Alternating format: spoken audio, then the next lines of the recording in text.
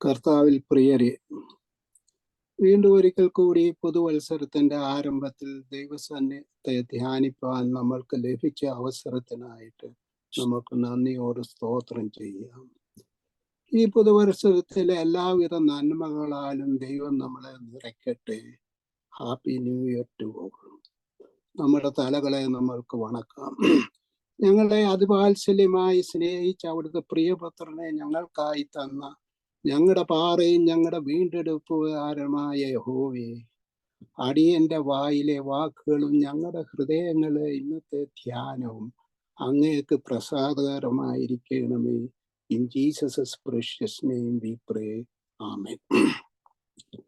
നാം തിരുവചനത്തെ പറ്റി ധ്യാനിച്ചപ്പോൾ ആദ്യത്തെ പ്രാവശ്യം നമ്മൾ the word of God that transform our heart, നവീകരണത്തിലേക്ക് നമ്മെ നയിക്കുന്ന ദൈവവചനം, അതിലെ നമുക്കൊരു covenantal relationship between God and us, ആ വചനത്തിൽ കൂടെ നമ്മൾ ആദ്യമേ ചിന്തിച്ചതായിരുന്നു.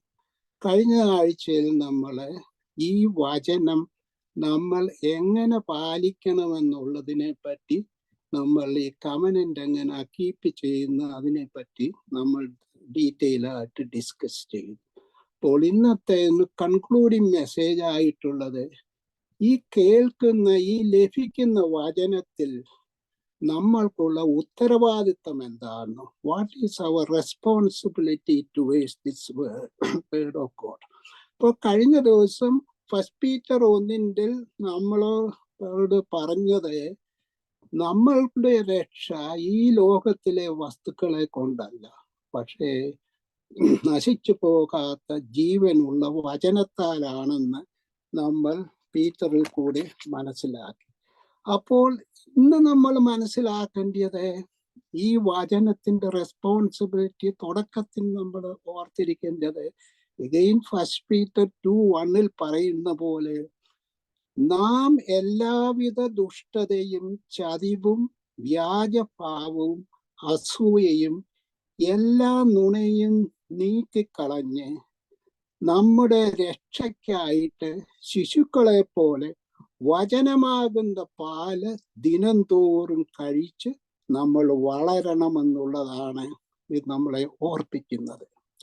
അപ്പോൾ ഈ വചനം എവിടുന്നാ വരുന്നത്? ദൈവത്തിന്റെ വായിൽ നിന്ന് നേരെ തന്നിട്ടുള്ളതുകൊണ്ട്, പിന്നെ ദൈവമക്കളുടെ ഹൃദയങ്ങളിൽ പറഞ്ഞു കൊടുത്ത് അത് ഇൻസ്പയർ ചെയ്ത് കൊടുത്തിട്ടുള്ള കാര്യങ്ങളാണ്. ഇതാണ് 2 തിമോത്തി 3:16 പറഞ്ഞിരിക്കുന്നത്. നമുക്ക് ലഭിച്ചിരിക്കുന്ന വചനം കൊണ്ട് നാം എന്താകുന്നു ചെയ്യേണ്ടത്?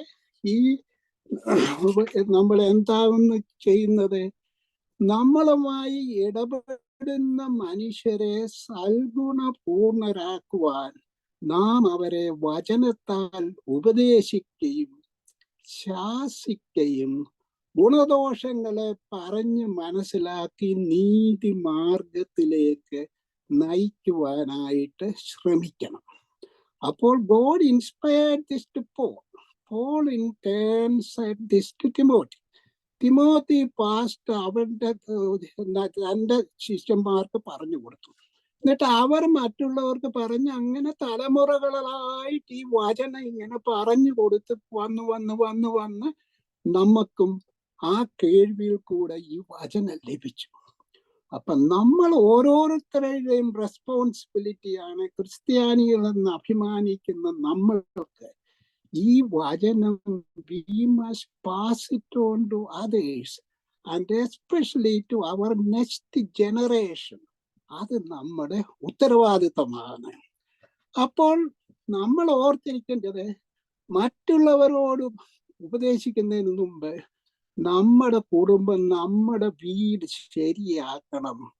വൈദ്യ, നിന്നെ തന്നെ സൗഖ്യമാക്കുക ആദ്യം.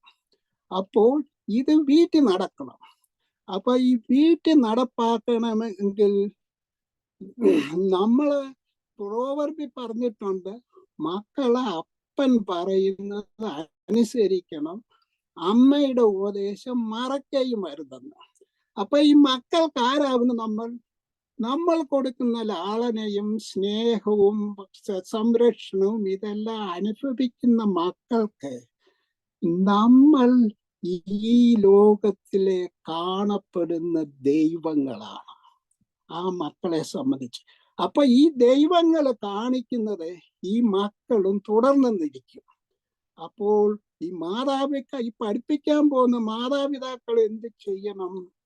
അവര് യഹോവയെ ഭയപ്പെട്ട് അവന്റെ വഴികളിൽ നടക്കുന്നവരായിരിക്കണം. അപ്പോൾ അങ്ങനെ ഇരിക്കുന്ന മാതാപിതാക്കളായിരിക്കണം. അപ്പോൾ അവര് നോക്കുമ്പോൾ ദിനംതോറും ഇങ്ങനെ ഈ മക്കളെപ്പോട് പറയുന്ന ഈ അമ്മയപ്പന്മാർ ഇങ്ങനെ ഒരു സ്വർഗത്തിലെ അപ്പച്ചനോട് എന്റെ കാര്യങ്ങൾ ധ്യാനിക്കുകയും പഠിക്കുകയും പാടുകയും ആ അപ്പച്ചനോട് പ്രാർത്ഥിക്കുകയും ആ അപ്പച്ചനോട് ആവശ്യങ്ങൾ നിരത്തി പറയുകയും ലഭിച്ച കൃപകൾക്കായിട്ട് ഈ അപ്പച്ചനും നന്ദിയോടെ സ്തോത്രവും കരയറ്റുന്ന ഈ മക്കള് കാണുമ്പം അവർക്കും തോന്നും, എനിക്കും ഈ സ്വർഗത്തിലെ അപ്പച്ചനെ ഒന്ന് അറിയണമെന്ന്. അങ്ങനെ മക്കൾക്ക് ചിന്ത വരുമ്പോൾ നമ്മൾ ഈ വചനം നമ്മുടെ മക്കൾക്കും പറഞ്ഞു കൊടുക്കണമെന്നാണ്.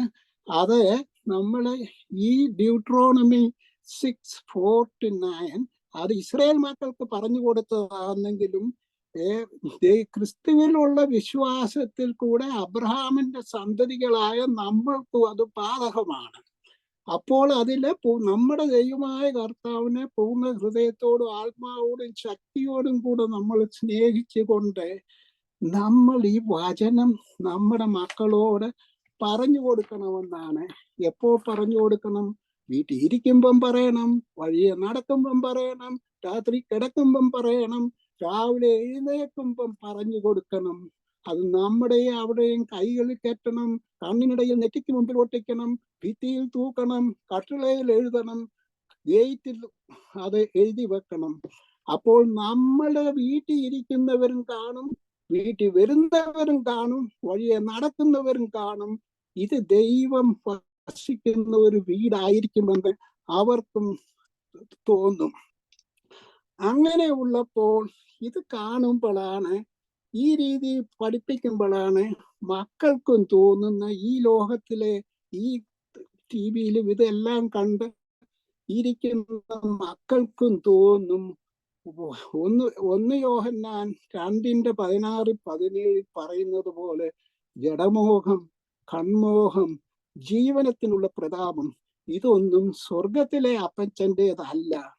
ലോകവും അതിൻ്റെ മോഹവും മാറിപ്പോകും.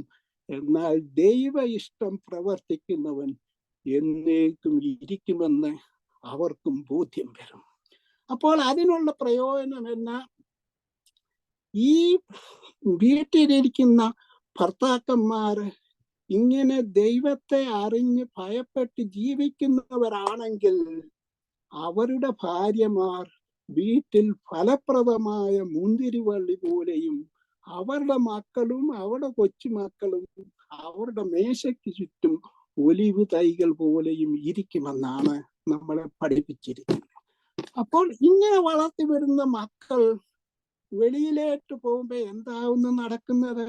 119 സങ്കീർത്തനത്തിന്റെ 105 പറഞ്ഞിരിക്കുന്നത് പോലെ അവര് നടക്കുന്ന വഴിയിൽ ഈ വചനം അവരുടെ കാലിന് ദീപവും അവരുടെ പാതയ്ക്ക് പ്രകാശവുമായിരിക്കും. അപ്പോൾ ഈ നടക്കാൻ ഒരു ഭ്രാന്തവിളക്കായിട്ട് കാലിന് ദീപം മതിയല്ലോ, പിന്നെ ടോർച്ച് ലൈറ്റ് എന്തിനാണ്? ദൂരവേ ഉള്ള വൈഷമ്യങ്ങളെ കണ്ടുപിടിക്കാൻ. നമ്മൾ ഡ്രൈവ് ചെയ്യുമ്പം ഡിപ്പ് ലൈറ്റും ഹൈ ബീമും ഇട്ട് രാത്രിയിൽ ഓടിക്കുന്ന പോലെ അങ്ങനെയുള്ള പ്രയോജനമാണ്. അപ്പോൾ ഈ വചനമാകുന്ന ലൈറ്റ് അടിച്ചുകൊണ്ട് അവർ നടക്കുമ്പോൾ ഈ അന്ധകാരമായ ഈ ലോകത്തിൽ ഈ സാത്താന്റെ ഈ ഹൈവേയിലെ വിശാലമായ വഴിയിൽ കൂടെ അശ്രദ്ധയായിട്ട് നടന്ന് ഈ വാഹനങ്ങൾ വന്നിടിച്ച് ആക്സിഡന്റ് ഉണ്ടാകുകയും ഇവൻ മരണം വരെയും നടക്കാം. അതിൽ നിന്ന് അവോയ്ഡ് ചെയ്തിട്ട് ദൈവത്തിന്റെ വഴിയായ ഇടുക്കു പാതയിൽ ഈ കൂരിരുൾ താഴ്വരയിൽ കൂടെയും അവർ നടക്കുമ്പോൾ ഈ ടോർച്ച് ലൈറ്റ് അടിച്ചിട്ട് ഈ സാത്താൻ കൊണ്ടുവരുന്ന കുണ്ടും കുഴിയിലും അകപ്പെട്ട് അവിടെ വീണ് താഴ്വരയിൽ വീണ് കിടക്കാതെ മുന്നോട്ട് നോക്കിക്കൊണ്ട് വൈഷമ്യമായ മേടുകളെ തളർന്ന് അവരെ അവരുടെ കാര്യത്തിന് പോകുന്നതായിട്ട് നമ്മൾക്ക് കാണാം. എന്നാൽ അവര് മാത്രമല്ല, എല്ലാവർക്കും ഫ്രണ്ട്സ് കാണും, ബഡീസ് കാണും. അപ്പൊ ഇവരുടെ കൂടെ നടക്കുന്ന ഫ്രണ്ട്സ് അല്ലെ ബഡീസും അവരും ഈ വെട്ടം കണ്ടുകൊണ്ട് ഈ കുഴിയിൽ വീഴാതെ നടക്കുന്നതിനിടയാകും. കാരണം നമ്മുടെ മക്കൾ അപ്പോൾ യൗവനത്തിലും തൻ്റെ സൃഷ്ടാവിനെ അറിയുകയും ഓർക്കുകയും ചെയ്യുന്ന മക്കളായിരിക്കും. അപ്പോൾ ഈ ബഡീസ് നോക്കുമ്പം നമ്മുടെ മക്കളുടെ ഉള്ളിലുള്ള ഈ നല്ല പ്രവർത്തികളെ കണ്ട് സ്വർഗസ്ഥനായ പിതാവിന് അവർ നന്ദി കരയറ്റുന്നവരായി തീരുവാൻ വളരെ ചാൻസസ് ഉണ്ട്. അപ്പോൾ അതാകുന്നു നമ്മൾ ഈ മക്കളെ പറഞ്ഞ് പറഞ്ഞു വിട്ടാൽ ലഭിക്കുന്ന പ്രയോജനം. ഇങ്ങനെയുള്ള മക്കളെ വളർത്തി വിടുന്നവരുടെയാണ് ഭാഗ്യാവസ്ഥ. ശലോമോൻ ആകെ എഴുതിയിരിക്കുന്ന സങ്കീർത്തനത്തിൽ പറയുന്നത് ഇങ്ങനെയുള്ള മക്കളെ കൊണ്ട് തൻ്റെ ആവനാഴി നിറച്ചിരിക്കുന്ന മാതാപിതാക്കൾ ഭാഗ്യവാന്മാരും ഭാഗ്യവതികളും എന്ന് പറയുന്നത്. അപ്പോൾ അത് നമ്മൾ ഈ കഴിഞ്ഞ ആഴ്ചകളിൽ ധ്യാനിച്ച വിശുദ്ധ കന്യമറിയാമിനെ പോലെ നമ്മളും മക്കൾക്ക് വേണ്ടി ആഹാരം കൊടുത്ത് വളർത്തി അവരെ ജ്ഞാനത്തിൽ നിറച്ച് അവരെ ആത്മാവിൽ ബലപ്പെട്ട് ദൈവത്തിൻ്റെയും മനുഷ്യരുടെയും കൃപയിൽ നമ്മൾ അവരെ വളർത്തിക്കൊണ്ടുവരണമെന്ന് നമ്മളോട് പറയുന്നത്. ഇങ്ങനെയുള്ള കുടുംബവും മക്കളുമാണ് 100-ാം സങ്കീർത്തനത്തിന്റെ 4 പറയുന്ന പോലെ യഹോവയുടെ വാതിലുകളിൽ അവർ സ്തോത്രത്തോടും അവന്റെ പ്രാകാരങ്ങളിൽ സ്തുതിയോടും കൂടെ വന്ന് അവന് സ്തോത്രം ചെയ്ത് അവന്റെ നാമത്തെ വാഴ്ത്തുന്നവരായിട്ട് മാറുമെന്നുള്ളത് പറയുന്നേ. ഇങ്ങനെയുള്ള കുടുംബത്തിന് യഹോവ തരുന്ന പ്രതിഫലം ഐശയ്യാ 26:3 പറയുന്നത് സ്ഥിരമാനസരായി ദൈവത്തിൽ ആശ്രയം വെക്കുന്നവരെ ദൈവം സമാധാനത്തോടെ നടത്തുമെന്നുള്ളതാണ്.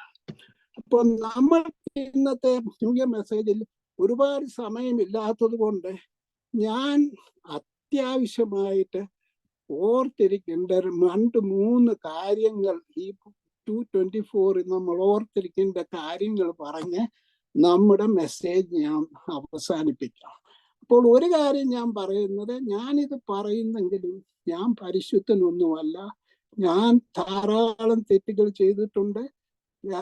കൂടാതെ ഈ പ്രതികൂലം വരുമ്പോൾ ഞാനും ഭ്രമിക്കാറുണ്ട്, വീണു പോകാറുണ്ട്. ഇതെല്ലാം ഉണ്ട്. അപ്പോൾ നിങ്ങളും എനിക്ക് വേണ്ടി പ്രാർത്ഥിക്കണം. അപ്പോൾ ഈ പറയുന്ന കാര്യത്തിൽ തെറ്റെന്തെങ്കിലും ഉണ്ടെങ്കിൽ ക്ഷമിക്കണം. കൂടാതെ അറിവുള്ളവരോട് ചോദിച്ചത് മനസ്സിലാക്കണം. കൂടാതെ തന്നെത്താനും പഠിച്ചത് മനസ്സിലാക്കണം. അതോടുകൂടെ ഞാൻ ഈ ഓർമ്മകളുടെ കാര്യം പറയട്ടെ. ചില കാര്യങ്ങൾ നമ്മൾ ഓർത്തിരിക്കേണ്ടതിൽ അതിൽ ഒന്നാമത്തെ കാര്യം, നമ്മുടെ ദൈവം അല്ലെ കർത്താവ് ആരാണെന്ന് നമ്മൾ അറിഞ്ഞിരിക്കണം. അതിൻ്റെ കൂടെ ഈ നമ്മുടെ കർത്താവ് ഈ ലോകത്തിലേക്ക് പിതാവ് എന്തിനാണ് അയച്ചെന്നുള്ളതും നമ്മൾ അറിഞ്ഞിരിക്കണം. അപ്പൊ ഈ ദൈവം ആരാകുന്നെന്ന് പറഞ്ഞാൽ നമ്മുടെ ദൈവം സ്നേഹമാകുന്നു എന്നുള്ളത് ആകാപ്പയല്ല.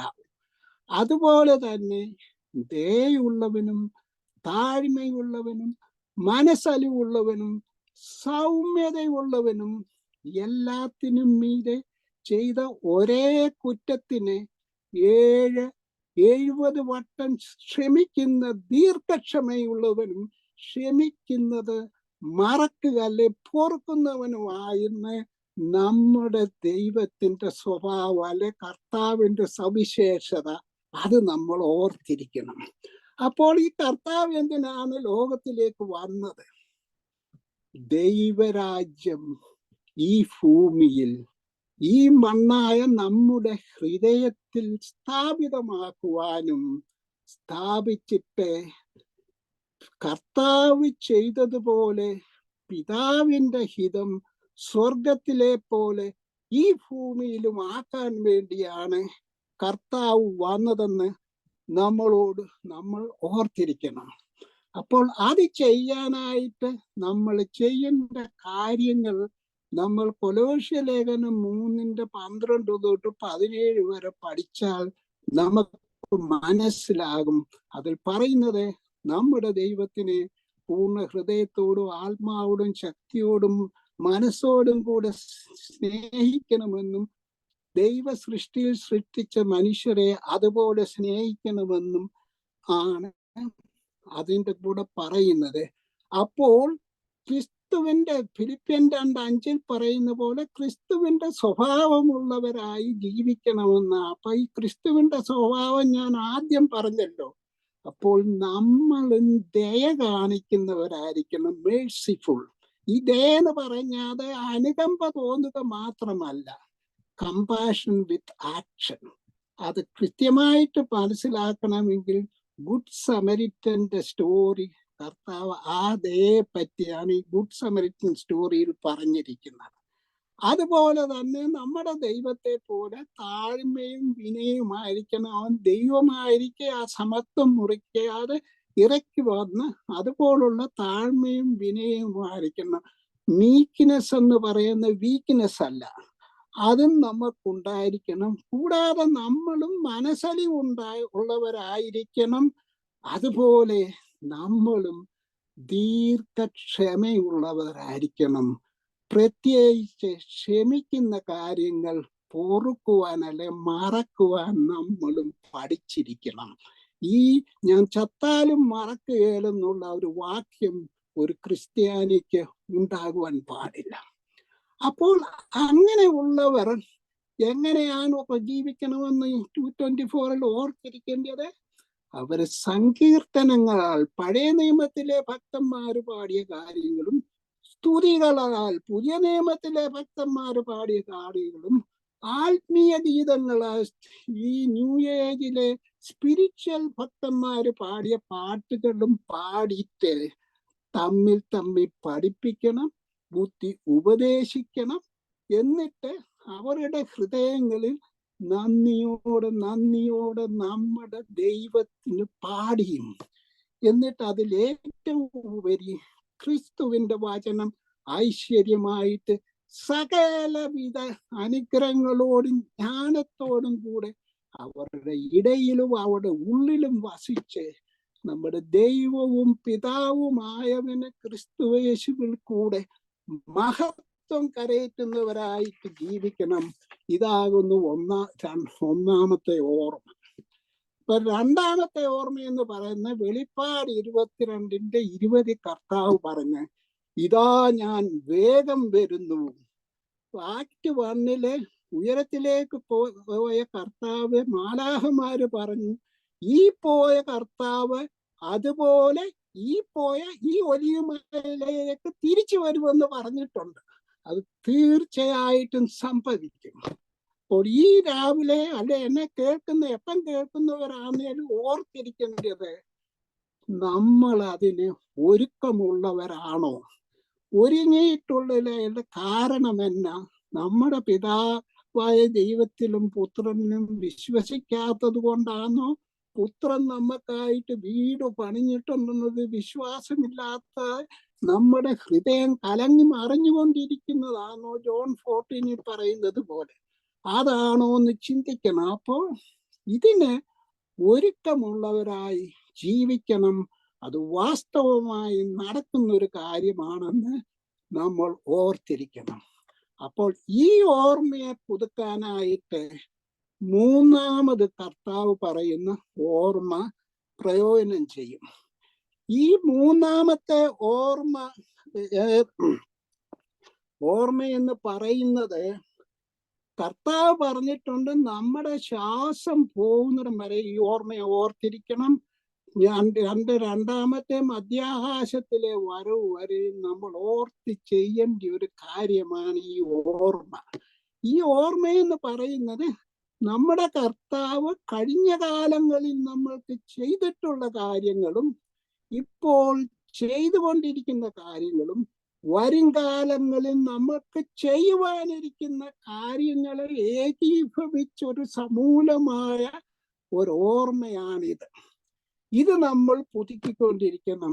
എന്നെ കേൾക്കുന്നവർ ഓൾറെഡി ഗ്രഹിച്ചു കാണും എന്താകുന്നു പറയാൻ പോകുന്നെന്ന്.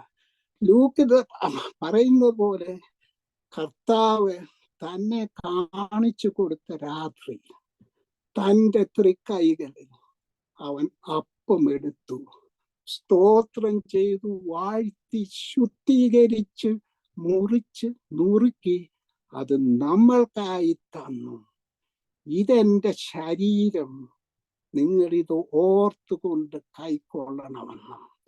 എന്നിട്ട് അതിനെന്നാ കാരണം? ഈ ശരീരത്തിന്റെ കാര്യം മനസ്സിലാക്കണമെങ്കിൽ നമ്മൾ ഐശയ്യാ 53:5-6 ഫസ്റ്റ് പീറ്റർ 2:24 പ്രത്യേകിച്ച് ജോൺ 6 ഒരു 47 തൊട്ട് 65 വരെയുള്ള വാക്യങ്ങൾ പഠിച്ച് മനസ്സിലാക്കണം ഇതിനുള്ള. അപ്പോൾ അതിൽ പറഞ്ഞിരിക്കുക 51 അവിടെ പറഞ്ഞിരിക്കുന്നതെന്ന് വെച്ചാൽ, ഇത് സ്വർഗത്തിൽ നിന്ന് ഇറങ്ങി വന്ന അപ്പമായ എൻ്റെ മാംസം നിങ്ങളുടെ ജീവനായിട്ട് കഴിക്കണമെന്നാണ്. ഈ അപ്പം തിന്നുമ്പോൾ ജീവൻ കിട്ടുമെന്നുണ്ട്.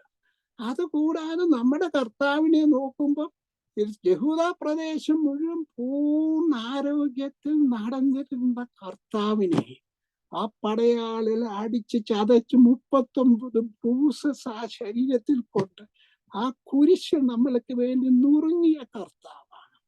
അപ്പോൾ ആ ശരീരത്തിൽ നമ്മളുടെ സങ്കടങ്ങളെല്ലാം ആ ശരീരത്തിൽ വഹിച്ചിട്ട് നമുക്ക് സന്തോഷം തന്ന കർത്താവ് നമ്മുടെ ഇല്ലായ്മയെല്ലാം ആ ശരീരത്തിലേർത്ത് നമ്മളെ ധനവാന്മാരാക്കി, നമ്മുടെ അസമാധാനമെല്ലാം അതിലേറ്റ് നമ്മൾക്ക് സമാധാനം തന്നു. നമ്മളുടെ ബലഹീനതയെല്ലാം അതിൽ വഹിച്ചുകൊണ്ട് നമ്മളെ ശക്തരാക്കി, നമ്മളെ നിരാശയെല്ലാം അതിൽ വഹിച്ചുകൊണ്ട് നമ്മളെ പ്രത്യാശയുള്ളവരാക്കി, എല്ലാത്തിനും അതിനോട് കൂടി അവന്റെ നമ്മളുടെ രോഗവും അസുഖങ്ങളും എല്ലാം ആ ശരീരത്തിൽ ഏറ്റുകൊണ്ട് അവന്റെ അടിപ്പിണരുകളാൽ അവൻ നമുക്ക് സൗഖ്യവും തന്നു. അതാണ് ഈ ശരീരം കൊണ്ട് നമ്മൾക്ക് ലഭിക്കുന്നത്. അത് കഴിഞ്ഞപ്പം കർത്താവ് വീണ്ടും ആ പാനപാത്രം എടുത്തു, സ്തോത്രം ചെയ്തു, വാഴ്ത്തി, ശുദ്ധീകരിച്ചു. ഇത് എൻ്റെ ഓർമ്മയ്ക്കായി, ഇത് പാപമോചനത്തിനും രക്ഷയ്ക്കുമാക്കി പുതിയ നിയമത്തിലുള്ള എൻ്റെ രക്തം. ഈ അപ്പം തിന്നുകയും ഈ പാനപാത്രവും നിങ്ങൾ കുടിക്കണം, ഞാൻ വരുവോളും ഞാൻ നിങ്ങൾക്ക് വേണ്ടി മരിച്ച ഓർമ്മയ്ക്കായിട്ട് നിങ്ങൾക്ക് ജീവനും സമൃദ്ധിയായ ജീവനും നിത്യജീവനും ലഭിക്കാനായിട്ട്. അപ്പോൾ ഒരു കാര്യം നമ്മൾ ഓർത്തിരിക്കണം, ഇതിൻ്റെ കൂടെ 1 Corinthians 11 കൂടെ പഠിച്ചിരിക്കണം. അതിൽ 30 പൗലോസ് അപ്പോസ്തലൻ ഗുരുവിൽ വാൺ ചെയ്യുന്നത് നമ്മൾ ഓർത്തിരിക്കണം. അശ്രദ്ധയോടെ, പ്രിപ്പറേഷൻ ഇല്ലാതെ ഇതിനെ കൈക്കൊണ്ടാൽ അത് നമുക്ക് ബലഹീനത വരാനും അസുഖങ്ങൾ വരാനും ഇവൻ മരണം വരുന്നതിനു വരെയും കാരണമായിരിക്കുമെന്ന് നമ്മളെ വാൺ ചെയ്തിട്ടുണ്ട്. അപ്പോൾ ഇത് കൈക്കൊള്ളാൻ വരുന്നത് നമ്മൾ പ്രിപ്പറേഷനോടുകൂടെ വരണം. ചുമ്മാതെ കഴിക്കാനുള്ള ആഹാരമല്ല. അത് ജോൺ 6 പിന്നെയും വായിക്കുമ്പം നമുക്ക് മനസ്സിലാകും. പലയിടത്തും അത് പൗലോസ് അപ്പോസ്തലൻ 1 Corinthians 11 ക്ലിയറായിട്ട് ഇത് പറഞ്ഞിട്ടുണ്ട്. അപ്പോൾ ഇത് കഴിക്കുമ്പം പ്രിപ്പറേഷന് കൊടുക്കും. അപ്പം നമ്മൾ പള്ളിയിൽ വരുമ്പോഴേ ഒരുക്കത്തോടു കൂടെ വരണം കഴിക്കാൻ. അത് കഴിഞ്ഞ് ആരാധനയെ സംബന്ധിച്ച് വചനവും ഒക്കെ കേട്ടിട്ട് ഇത് കഴിക്കുന്നതിന് മുമ്പ് നമ്മൾ സത്യമായിട്ട് നമ്മുടെ പാപങ്ങളെ ഏറ്റു പറയണം. അപ്പം അച്ഛനും പറയും, സത്യമായിട്ട് പറഞ്ഞവരെ ക്ഷമിക്കും, എനിക്ക് അതിൽ കൈയൊന്നുമില്ല, അല്ലാതെ പറഞ്ഞെങ്കിൽ കിട്ടുന്നത് നിങ്ങൾ അനുഭവിച്ചു എന്ന് അച്ഛനും പറയും. അപ്പൊ ഈ സത്യമായിട്ട് എന്നാ പറയുന്നത് നമ്മൾ അറിഞ്ഞിരിക്കണം. അപ്പോൾ അത് എന്താകുന്നു ഈ സത്യമെന്ന് പറയുന്നത്? ഈ സത്യമെന്ന് പറയുന്ന കാര്യം നമ്മൾ പാപശങ്കയുള്ളവരായിട്ട് അവിടെ വന്നിരിക്കുന്നതല്ല. നമ്മൾ ചെയ്ത പാപങ്ങളെ പറ്റി അവജ്ഞ തോന്നിയിട്ട് ഒരു ഗിൽറ്റി ഫീലിംഗിൽ അവിടെ വന്നിരിക്കുന്നവരല്ല. പിന്നെയോ റോമൻസ് 3:23 പറയുന്ന പോലെ പാപബോധമുള്ളവരായി നമ്മളെല്ലാവരും പാപം ചെയ്ത് ദൈവതേജസ്സിൽ നിന്ന് അകന്നവരാണെന്ന്. So we own our sin. പാപം നമ്മുടെ പാപമാണെന്ന് ഏറ്റു പറയുന്ന. എന്നിട്ട് അത് എങ്ങനെ ഏറ്റു പറയണം? സത്യമായിട്ട് ഏറ്റു പറയണം. നമുക്കറിയത്തില്ലെങ്കിൽ ദാവീദിനോട് ചോദിക്കണം. ദൈവം ഒരിക്കലും നിരസിക്കാത്ത 2 കാര്യങ്ങൾ ചെയ്യണം. അതിൽ തകർന്നിരിക്കുന്ന മനസ്സും തകർന്നു നുറുങ്ങിയിരിക്കുന്ന ഹൃദയത്തോടെ നമ്മുടെ പാപങ്ങളെ ഏറ്റ്, ദൈവമേ നിന്നോട് തന്നെ ഞാൻ പാപം ചെയ്തു, നിനക്ക് അനിഷ്ടമുള്ളത് ഞാൻ ചെയ്തിരിക്കുന്ന ഏറ്റു പറയുമ്പോൾ സർവകാരുണ്യവാനായ നമ്മുടെ ദൈവം നമ്മുടെ പാപങ്ങളെ 100% തീർച്ചയായും ക്ഷമിക്കും. അത് മാത്രമല്ല, നമ്മുടെ സകലവിധമായ അനീതിയും പോക്കി നമ്മെ ശുദ്ധീകരിക്കാൻ തക്കവണ്ണം വിശ്വസ്തനും നീതിമാനുമാകുന്നു. 1 John 1:9. ഇതിൽ കൂടെ നമ്മൾ ദൈവത്തെ കർത്താവിനെ രക്ഷിതാവായി നമ്മൾ സ്വീകരിക്കുമ്പോൾ സംഭവിക്കുന്നത്, നമ്മൾ പഴയ മനുഷ്യനെ വെടിഞ്ഞ് നമ്മളൊരു പുതുജീവിയായിട്ട് മാറുകയാണ്. അപ്പോൾ കർത്താവൻ ജോൺ 6 പറഞ്ഞതുപോലെ നമ്മൾ കർത്താവിൽ വസിക്കുകയും കർത്താവ് അവന്റെ ആത്മാവും നമ്മുടെ ഉള്ളിലും വസിക്കുകയാണ് ചെയ്യുന്നത്. ഇതാണ് നമ്മൾ ജസ്റ്റിഫിക്കേഷൻ അല്ലെങ്കിൽ നീതീകരിക്കപ്പെടുന്ന അവസ്ഥയെ പറ്റി നമ്മൾ പറയുന്നത്. അപ്പോൾ ഈ നീതീകരണത്തെ പറ്റി നമ്മൾ മനസ്സിലാക്കിയിരിക്കേണ്ടത് എഫേസ്യർ 2 പൗലോസ് അപ്പോസ്തലൻ പറയുന്നുണ്ട്, ഇത് നമ്മുടെ നല്ല പ്രവൃത്തികൾ കൊണ്ടല്ല, നമ്മുടെ വിശ്വാസത്താൽ ദൈവത്തിന്റെ കൃപ കൊണ്ട് മാത്രം ലഭിക്കുന്നതാണ്. അപ്പം ജെയിംസ് 2 വായിക്കുമ്പം ജെയിംസ് പറയുന്നു, പ്രവൃത്തിയില്ലാത്ത വിശ്വാസം വ്യർത്ഥമാത്രേ എന്ന്. അപ്പോൾ ആസിഫ് ഈ പ്രവൃത്തിയിൽ കൂടെ നമുക്ക് രക്ഷ ലഭിക്കുമോ എന്ന് നമുക്ക് തെറ്റിദ്ധരിച്ചെന്നിരിക്കാം. പക്ഷെ ഈ ജെയിംസും പൗലോസും പറയുന്ന, അൾട്ടിമേറ്റ്ലി പറയുന്ന ഒരേ കാര്യമാണ്, we are recreated in Christ Jesus to do good work. അതായത് നമ്മുടെ നല്ല പ്രവൃത്തികൾ രക്ഷിക്കപ്പെട്ടതിൻ്റെ ഒരടയാളമാണ്, അതാകുന്നു. അപ്പോൾ അവിടെ ജെയിംസ് 2 വായിക്കാൻ പിന്നെയും കൺഫ്യൂഷൻ വരാം. അബ്രഹാം ഐസക്കിനെ സാക്രിഫൈസ് ചെയ്തതുകൊണ്ടാണ് വിശ്വാസികളുടെ പിതാവെന്ന് നമ്മൾക്ക് തന്നെ തെറ്റിദ്ധാരണ വന്നെന്നിരിക്കാം. പക്ഷെ അതല്ല. എബ്രഹാം വിശ്വാസികളുടെ പിതാവായത് വിശ്വാസത്തോടു കൂടി മാത്രമാകുന്നു. ഈ ഐസക്കിനെ സാക്രിഫൈസ് ചെയ്യാൻ കൊണ്ടുപോകുമ്പോൾ ആ വാഗ്ദത്തത്തിൽ വിശ്വസിച്ച എബ്രഹാം തന്നോട് വാഗ്ദത്തം ചെയ്തിട്ടുണ്ട്, നിന്റെ മക്കൾ ആകാശത്തിലെ നക്ഷത്രങ്ങളെ പോലുള്ള ആത്മീയ മക്കളും കടൽപ്പുറത്തെ മണലുകൾ പോലെയുള്ള ലൗകിക മക്കളും നിനക്കുണ്ടാകുമെന്ന് വാഗ്ദത്തം ചെയ്ത ദൈവം എൻ്റെ മകനെ ഒരിക്കലും മരിക്കാൻ അനുവദിക്കത്തില്ല, അഥവാ അവനെ യാഗം കഴിച്ചാൽ അവൻ ഉയർത്തെഴുന്നേൽക്കുമെന്നുള്ള വിശ്വാസം അബ്രഹാമിനുണ്ടായിരുന്നു. അതിൻ്റെ ഇതാണ് എന്നാണെന്ന് പറയുന്നത്. ഈ മകനെ ആശ്വസിപ്പിക്കാൻ പറഞ്ഞ ഒന്നുമല്ല. മകൻ ചോദിക്കുന്നു, അപ്പ വിറകുണ്ട്, കത്തിയുണ്ട്, തീയുണ്ട്, യാഗമൃഗമുണ്ട്. അബ്രഹാം പറഞ്ഞു, ദൈവം കണ്ടുകൊള്ളും. അത് മഹനേശ ആശ്വസിപ്പിക്കാൻ പറഞ്ഞതല്ല, അതാകുന്നു ഏബ്രഹാമിന്റെ വിശ്വാസം. അതിൽ കൂടെയാണ് ഈ രക്ഷപ്പെടുന്നത്. അപ്പോൾ ഈ രക്ഷിക്കപ്പെട്ട ഇങ്ങനെ ജസ്റ്റിഫൈ ചെയ്ത് നമ്മൾക്ക് തുടർന്ന് ജീവിക്കാൻ ഈ ജസ്റ്റിഫിക്കേഷന്റെ കൂടെ സാങ്ക്ടിഫിക്കേഷൻ അല്ലെ വിശുദ്ധീകരണം അല്ലെ റൈച്ചസ്നെസ് ആവശ്യമാണ്. It is A righteous living. അപ്പൊ ഈ റൈച്ചസ് ലിവിങ്ങിന് വേണ്ടി ഈ രക്ഷിക്കപ്പെട്ട നമ്മൾക്ക് ചില കാര്യങ്ങൾ ചെയ്യുന്നതുകൊണ്ട് നമ്മൾ ഈ ലോകത്തിന് അനുരൂപമാകാതെ നമ്മൾക്കൊരു റിന്യൂവൽ ഓഫ് മൈൻഡ് ദിനവും മനസ്സ് പുതുക്കി രൂപാന്തരപ്പെട്ട് ദൈവഹിതപ്രകാരം ആ ജീവിക്കുന്നവരായിട്ട് മാറണമെന്നുള്ളതാണ്. ആ ജീവിതത്തിന്റെ ഭാഗമായിട്ടാണ് ഈ പറയുന്നത്.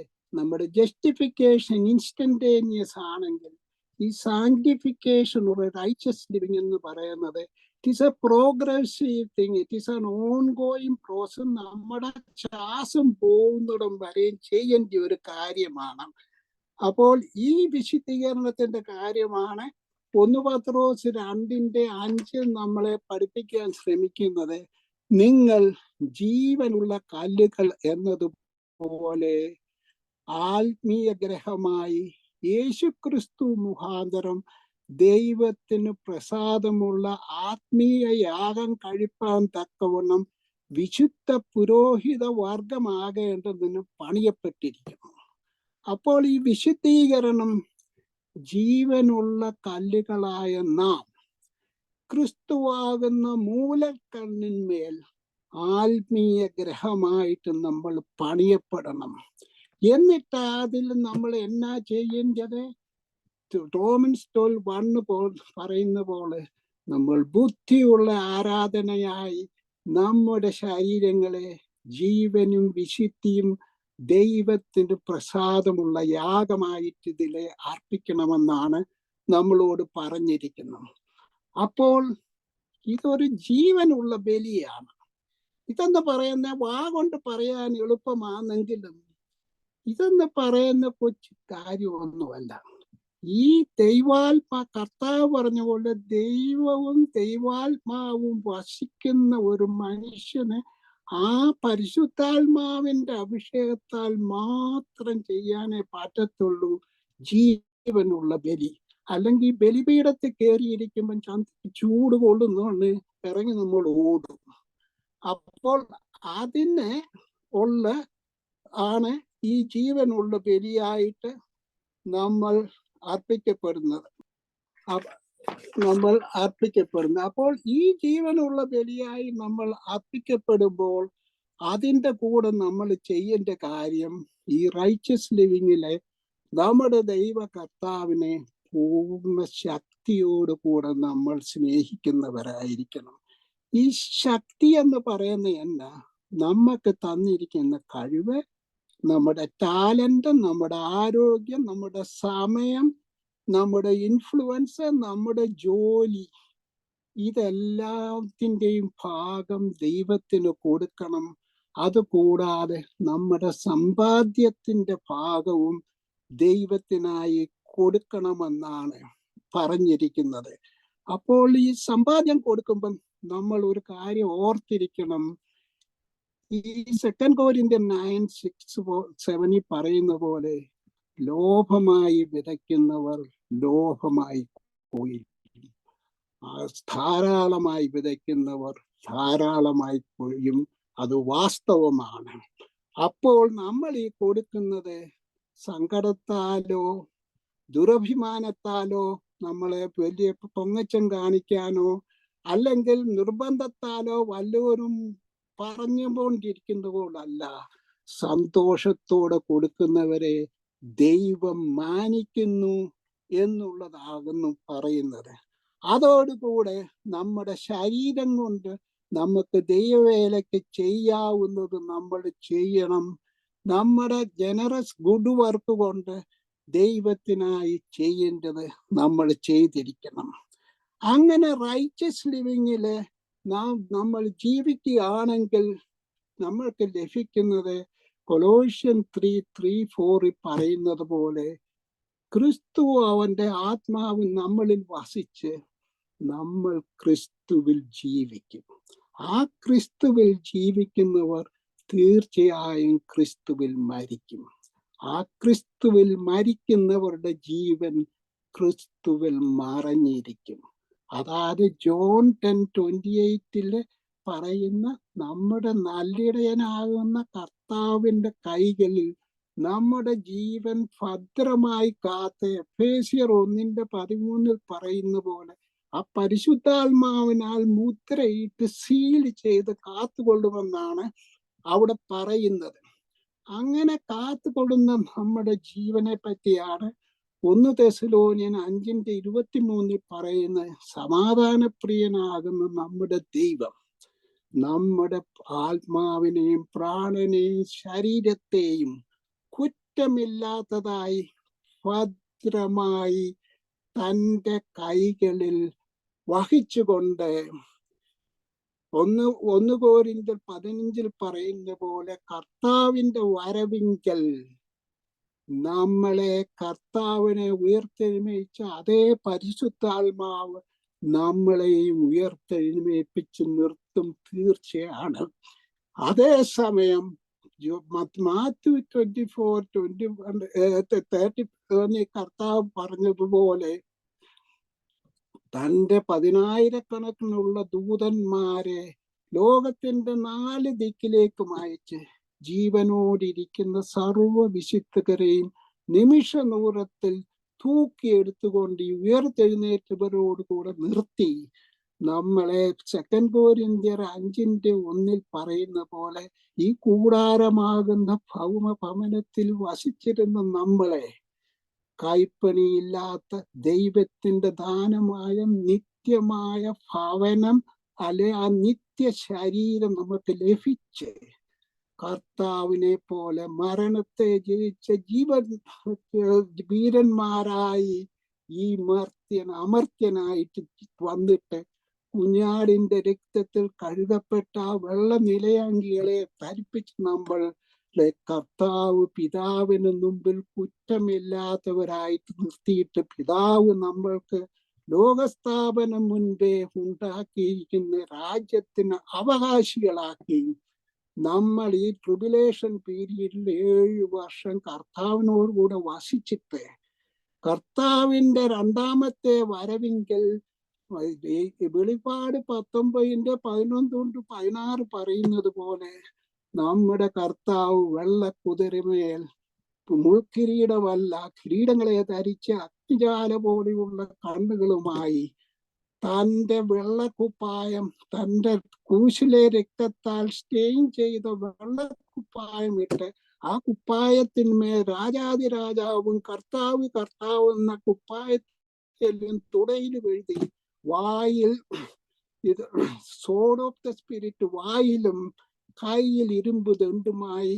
ഇപ്പോൾ നമ്മൾ കാണുന്ന ഈ ഒലിവ് മലയിലേക്ക് കർത്താവ് പോയ ആ മലയിലേക്ക് ഇറങ്ങി വരുമ്പോൾ തൻ്റെ സകല മാലാഖമാരോടും സകല വിശുദ്ധന്മാരോടും കൂടെ നാമും വെള്ളവസ്ത്രവും ധരിച്ച് കർത്താവിന്റെ കൂടെ വരികയാണ്, അല്ലാതെ ഭൂമിയിൽ നിന്ന് കാണുകയല്ല. എന്നിട്ട് കർത്താവ് തൻ്റെ വായിലെ വാളുകൊണ്ട് ശത്രുവിനെ സംഹരിച്ച് സാത്താനെ പിടിച്ച് പാതാളത്തിലിട്ട് ഇരുമ്പ് ദണ്ടുമായിട്ട് ന്യായപാലനം ചെയ്ത് 1000 വർഷം ഈ ഭൂമിയിൽ നമ്മളും കർത്താവിനോടുകൂടെ വസിച്ചിട്ട് അതിനുശേഷം പുതിയ ആകാശവും പുതിയ ഭൂമിയും പുതിയ യെരൂശലേം സ്വർഗ്ഗത്തിൽ നിന്ന് ഇറങ്ങി വരുമ്പോൾ നാമും ആ യെരൂശലേമിൽ ആ മാത്യു 22 കർത്താവ് പറഞ്ഞ ആ സ്വർഗത്തിലെ സദ്യയിൽ നാമും കല്യാണ വസ്ത്രം ധരിച്ച് റോബ് ഓഫ് റൈച്ചസ്നെസ് ധരിച്ച് ആ കുഞ്ഞാടിന്റെ കല്യാണത്തിൽ നമ്മളും സംബന്ധിച്ച് കാന്തയായി കർത്താവിനോടൊപ്പം 90-ാം സങ്കീർത്തനത്തിന്റെ 2 പറയുന്ന പോലെ നാമും അനാദിയായും ശാശ്വതവുമായി നമ്മളും വസിക്കാൻ പോവുകയാണ്. ഇതാകുന്നു വചനത്തിൽ കൂടെ നമ്മൾക്ക് ലഭിക്കുന്ന രക്ഷ. ഇതിന്റെ കാര്യമാണ് പൗലോസ് അപ്പോസ്തലൻ 2 കൊരിന്ത്യർ 4:17 പറയുന്നത്. ഇത് കാണുമ്പോൾ നമ്മളെ ഈ ജീവിതത്തിൽ നമ്മൾ അനുഭവിക്കുന്ന ഈ താൽക്കാലിക ജീവിതത്തിലുള്ള കഷ്ടങ്ങളും നഷ്ടങ്ങളും ഈ തേജസ്സിന്റെ നിത്യകനം ഓർക്കുമ്പോൾ ഒന്നുമില്ലെന്ന് നമ്മൾ മനസ്സിലാക്കിയിരിക്കണമെന്ന് പറയുന്നത്. അപ്പോൾ സമയം ഒത്തിരിയായി. ഫൈനലി 2024 നമ്മൾ ചെയ്യേണ്ട കാര്യം എളുപ്പത്തിലൊന്ന് പറഞ്ഞ് ഞാനങ്ങ് തീർത്തേക്കാം. പ്രോവർബ് 3:5-6 പറയുന്നത് പോലെ we must learn to trust in our God with all our heart and not to lean on our own understanding. Acknowledging him in all our ways. He will, it's a capital W in that will direct our path. അപ്പോൾ ഈ കൊല്ലം നമ്മൾ ദൈവത്തിന്റെ ഒരിക്കൽ ധാരാളം കാര്യങ്ങൾ നമ്മൾ യാചിച്ചെന്നിരിക്കാം. പക്ഷെ പ്രിയ സ്നേഹിതരെ, we must put God first. ഒന്നാമതായിട്ട് അവന്റെ രാജ്യവും നീതിയും അന്വേഷിച്ചുകൊണ്ട് നമ്മൾ യാചിക്കുമ്പോൾ നമ്മൾ യാചിക്കുന്നത് നമ്മൾക്ക് ലഭിക്കും. അങ്ങനെ ഉള്ളതിന് ഷുവർട്ടി ഉണ്ടോ? തീർച്ചയായിട്ടും വാഗ്ദത്തം വചനത്തിലുണ്ട്. 1 കൊരിന്ത്യർ 1:9 ക്രിസ്തുവിന്റെ കൂട്ടായ്മയിലേക്ക് നമ്മെ വിളിച്ച പിതാവ് എന്നും വിശ്വസ്തനായിരിക്കുമെന്നുള്ളത്.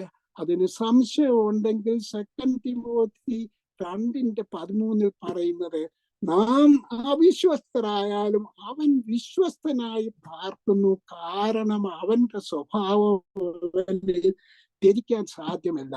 അവന്റെ സ്വഭാവം എന്താകുന്നു? ആത്മാവായ ദൈവം സത്യമാകുന്നു എന്നുള്ളതാണ്. അപ്പോൾ ശമരിയ സ്ത്രീയോട് പറഞ്ഞതുപോലെ നമ്മൾ ഈ 224 നമ്മുടെ ആയുസിന്റെ എല്ലാ നാളിലും ഈ ദൈവത്തെ, ആത്മാവാകുന്ന ദൈവത്തെ ആത്മാവിലും സത്യത്തിലും നമസ്കരിക്കാൻ പഠിക്കണം. അപ്പോൾ അങ്ങനെ സംഭവിക്കുമ്പോൾ സംഭവിക്കുന്ന ജോൺ 8:31-32-36 കർത്താവ് പറഞ്ഞിരിക്കുന്ന പോലെ യേശു ക്രിസ്തു സത്യമെന്ന് മനസ്സിലാക്കി ആ സത്യം നമ്മളെ ക്രിസ്തുവിൽ കൂടെ സ്വതന്ത്രരാക്കും. കാരണം whosoever son set free is free indeed. ആ സ്വാതന്ത്ര്യം അനുഭവിച്ച് ഈ 224ലും നമ്മുടെ ആയുസിന്റെ എല്ലാ നാളിലും നമുക്ക് ജീവിക്കാൻ നമുക്ക് ഇടവരട്ടെ. അതോടൊപ്പം തന്നെ ഈ നാഗൽ സാഹിബ് ഈ ദർശനം കണ്ടുകൊണ്ട് പാടിയത് പോലെ നമുക്കും പറയാം, ലോകവും അവസാനിക്കും, വാനവും ഇല്ലാതാം, എന്നാൽ ദൈവവാക്ക് പ്രമാണിക്കും, ഭക്തനോ നിത്യനാം. വാട്ടം, മാലിന്യം, നാശം ഇല്ലാത്ത ഒരവകാശം യേശുവിൻ തിരുപ്പാദത്തിലിരുന്ന് കേൾക്കുക നാം, കാക്കുക നാം ഈ ജീവന്റെ വാക്യങ്ങൾ. അത് കേൾക്കുകയും കാക്കുകയും ചെയ്യുവാൻ പരിശുദ്ധാത്മാവൻ ദൈവം എന്നെയും നിങ്ങളെയും സഹായിക്കട്ടെ. നമ്മെ സ്നേഹിച്ച് നമുക്ക് വേണ്ടി ജീവൻ തന്ന പ്രിയ പുത്രന്റെ ധന്യനാമത്തിൽ താഴ്മയായി അപേക്ഷിക്കുന്നു, കൃപയോടെ കേട്ട് ഉത്തരം അരുളേണമേ. ആമേൻ. God bless.